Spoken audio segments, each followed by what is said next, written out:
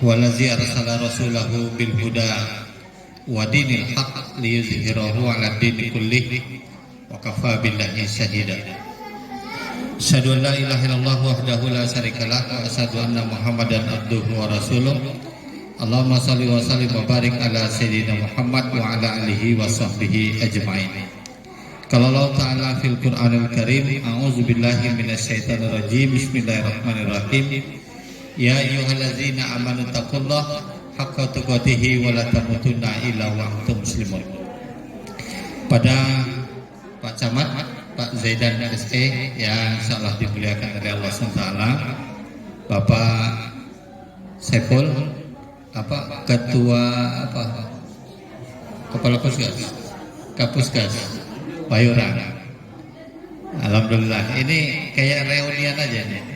Ada lagi Bang Komar ini kan, nggak asing lagi dengan keluarga saya ini kan.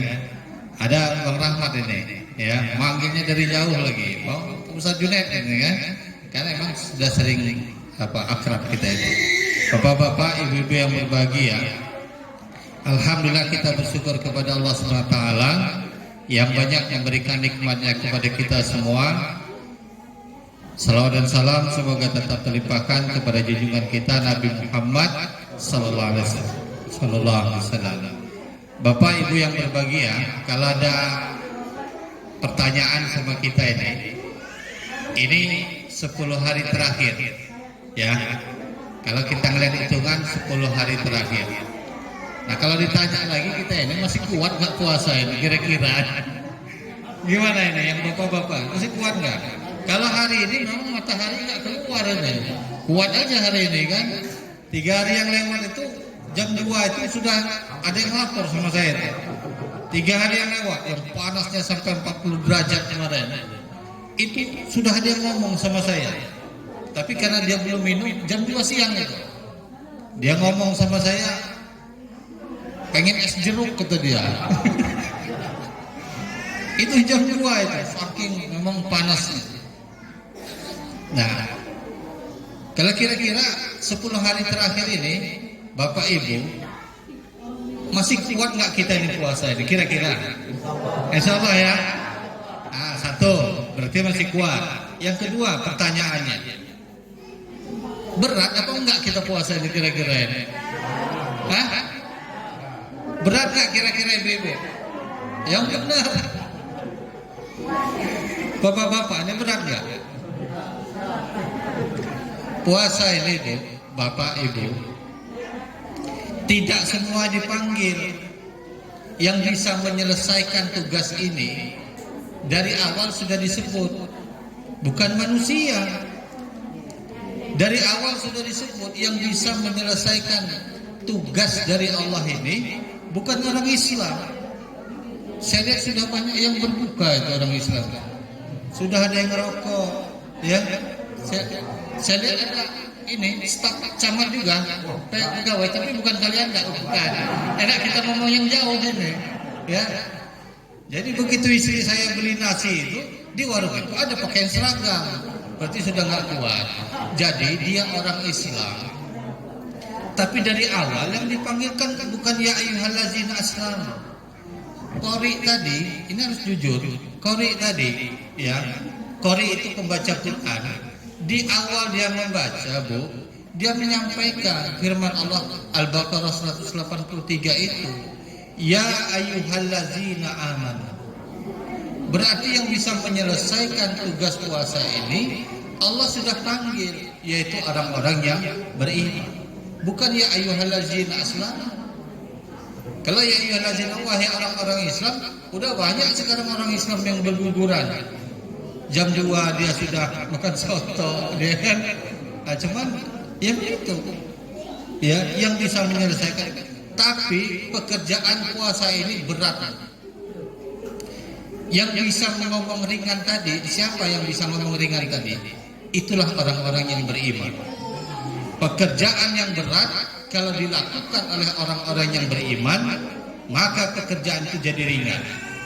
Termasuk pelayanan tugas puskas ini. Ini kalau nggak kena iman, enak tidur malam itu daripada nungguin orang terawih, untik. Ya kan, di masjid saya juga sudah jalan itu. Kita orang pulang tarawih pada ngopi, kita nungguin orang pulang. Kita mau nyuntik itu. Itu kalau nggak orang-orang yang beriman rasa-rasanya bukan. Percaya nggak kira-kira? Termasuk puasanya Pak. Puasa ini haus, lapar, lemah, pekerjaan nggak bisa apa? Pekerjaan itu bukan kita biarkan, tetap kita kerjakan. Apa libur ini puskes ini? Kan enggak. Apa Pak Camat libur? Puasa libur? Enggak bisa. Tetap kerja tanpa makan dan minum. Begitulah. Kalau tidak dikerjakan oleh orang-orang yang beriman, ini terasa berat. Karena dia beriman, maka pekerjaan itu menjadi ringan. Kalau pekerjaan berat itu dirasa ringan, apalagi pekerjaan yang ringan, itu lebih ringan lagi dikerjakan. Nah, kemudian Bapak Ibu yang berbahagia, akhir daripada Ramadan ini adalah takwa. La'allakum tattaqun. Nah, sekarang jadi orang yang bertakwa itu syaratnya apa? Cuma 2. Ramadan ini kalau mau jadi orang yang keluar Ramadan menjadi orang yang bertakwa, syaratnya 2. Paginya siam, malamnya qiyam. Nah, ini bahasa-bahasa ini. Paginya siam, malamnya qiyam. Kalau dia tidak dilakukan, nggak dapat dia bertakwa. Apa paginya siam itu? Siam itu paginya kita puasa. Malamnya apa? Malamnya kita qiyam. Qiyam itu apa? Mendirikan sholat. Sholat apa? Sholat tarawih. Di samping sholat wajib, dia juga sholat tarawih. Apalagi 10 hari terakhir ini, Allah sediakan satu malam, namanya malam Lailatul Qadar. Inna anzalnahu fi Lailatul Qadar. Wa ma adraka ma Lailatul Qadar. Kamu tahu enggak malam Lailatul Qadar itu? Lailatul Qadri min alfi syahrin, khairum min alfi syahrin. Bapak Ibu, kalau malam itu, malam Lailatul Qadar itu kita dapat sholat, kita sedang sholat, dan malam itu kita dapati malam Lailatul Qadar, maka sholat kita lebih baik daripada 1000 bulan. 1000 bulan itu 1000 bagi 12. Bagi 12 kira-kira 84 tahun. Harganya 84 tahun. Maka ada Bapak Ibu yang berbahagia, di zaman Rasulullah SAW ada orang itu selama hidupnya cuma mendapatkan 2 Ramadan. Oh, kalau kita ini lebih kita ini. Di zaman Rasulullah itu orang itu, sahabat itu cuma mendapati 2 Ramadan. Tapi dia masuk surganya lebih duluan daripada orang yang mati syahid. Kenapa? Waktu Ramadannya dia betul-betul maksimal menjalankan ibadah bulan suci Ramadan. Cuma dua pertemuan dia dengan bulan Ramadan. 2 kali dia ketemu Ramadan. Kalau kita ini 20-an tahun ketemu Ramadan.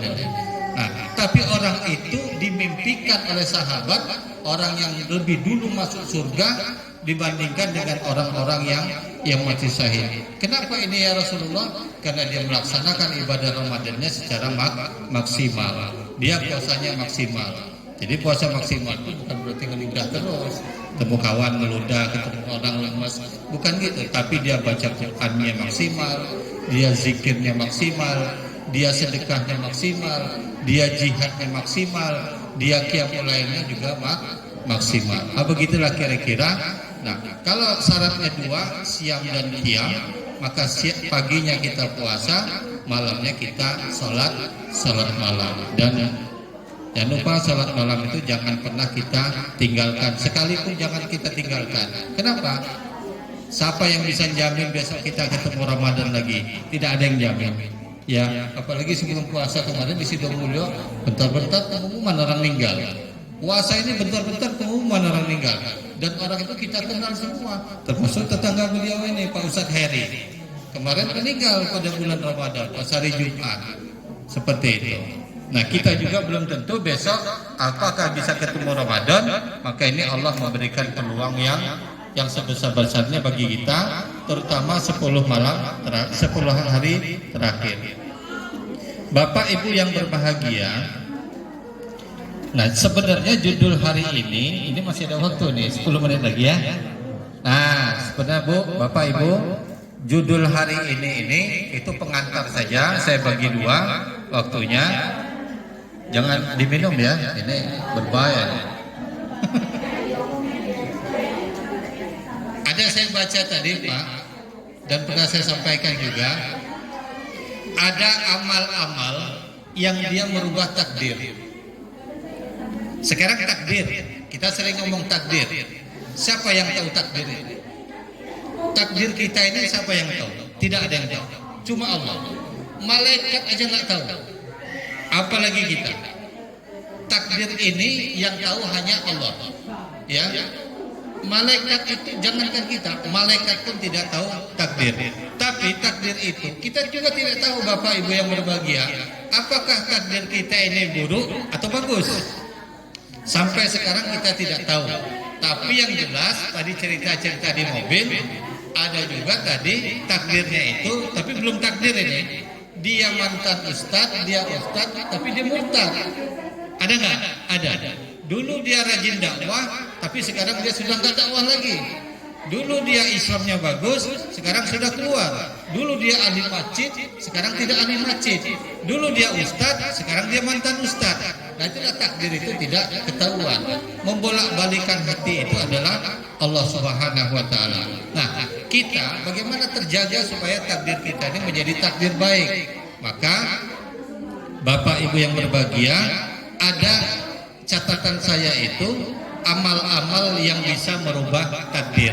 Mudah-mudahan nanti takdir kita takdir yang bagus, takdir yang baik, ya. Satu, amal yang bisa merubah takdir itu yang pertama adalah doa. Jangan pernah berhenti kita berdoa kepada Allah Subhanahu wa taala. Atau kita yang sudah mengaku beriman, tambah lagi doanya itu jangan lupa. Saya nggak pernah tinggal doa itu karena saya takut.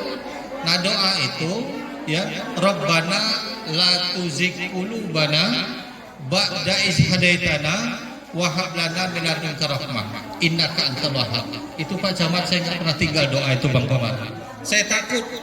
Ya, sekarang ya bisa saya ceramah. Sekarang saya ibadah. Kita nggak tahu ke depannya seperti apa. Apakah nanti ada ujian yang berat saya bisa masih stabil seperti ini atau tidak. Maka doa itu harus kita baca. Jangan kita merasa aman dengan iman yang ada sekarang pada kita. Rabbana la tuzigh qulubana ba'da idh hadaitana wa hab lana min ladunka rahmah innaka antal wahhab.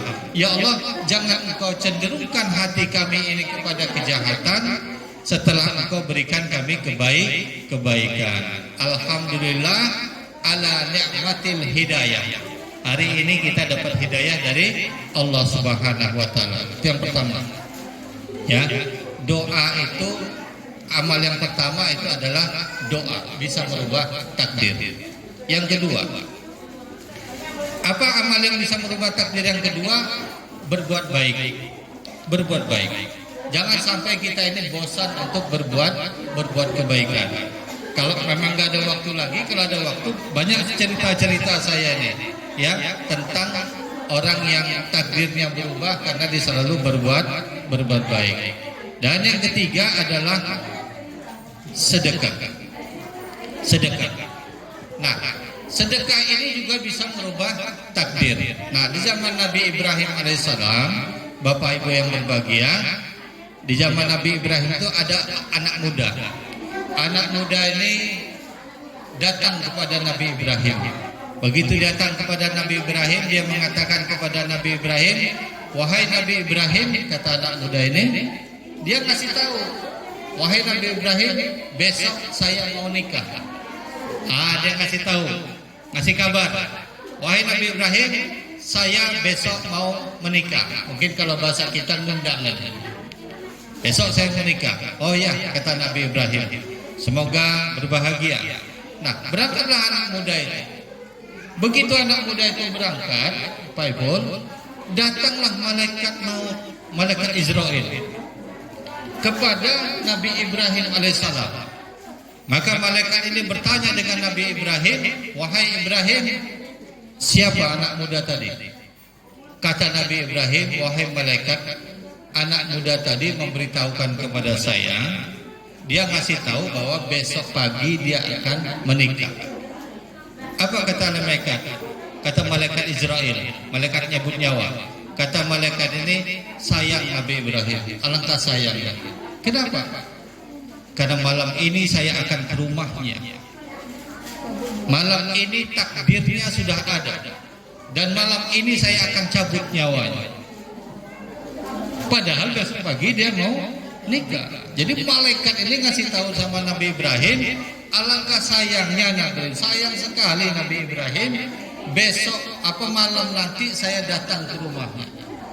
Kalau malaikat mau datang ke rumah, tahulah tugasnya itu, bahwa nanti malam takdirnya itu akan datang. Artinya dia akan mengalami kematian. Nah, Nabi Ibrahim, para bapak dan ibu yang berbahagia, Nabi Ibrahim ini kasihan melihat pemuda itu. Dia mau ngasih tahu dengan pemuda itu bahwa nanti malam takdirnya itu datang. Tapi Nabi Ibrahim tidak jadi. Urung dia memberikan, ngasih tahu kepada anak muda itu bahwa nanti malam itu takdirnya datang. Nah, bapak ibu yang berbahagia, ternyata besok paginya pemuda ini bisa menikah. Padahal yang dialog tadi malaikat dengan Nabi. Besok paginya anak muda ini bisa menikah. Bahkan anak muda ini dia bisa berkeluarga, dia bisa punya anak, dia bisa hidup, bahkan hidupnya itu lama sampai 70 tahun. Padahal malaikat kemarin itu ngomong malam ini takdirnya datang, ajalnya datang malam ini, sudah menjemput. Jadi ternyata besok paginya dia bisa menikah, bahkan dia bisa punya anak, bahkan dia hidup bisa lama sampai 70 tahun. Lalu datanglah malaikat Israel, datanglah Nabi Ibrahim kepada malaikat Israel. Wahai malaikat Israel, kenapa engkau berdusta? Kenapa engkau berbohong kepadaku? Bukankah engkau mengatakan bahwa nanti malam takdirnya datang? Bukankah engkau mengatakan nanti malam engkau akan jemput nyawanya? Bukankah engkau akan datang malam ini kematiannya datang dan dia tidak bisa menikah? Apa kata malaikat Israel, bapak ibu yang berbahagia? Wahai Nabi Ibrahim, betul, malam itu saya datang ke rumahnya, dan ketika saya hendak mencabut nyawanya, Allah menegur saya. Allah menegur saya. Apa kata Allah? Tunda dulu. Kata Allah, tunda dulu nyawanya, tunda dulu takdirnya. Kenapa bapak dan ibu yang berbahagia? Kenapa bapak ibu yang berbahagia? Karena malam itu anak muda itu bersedekah dengan anak yatim 7 dirham. Jadi malam itu dia bersedekah sebelum tidur, dia bersedekah 7 dirham. 1 dirham itu berharga dengan masa 10 tahun.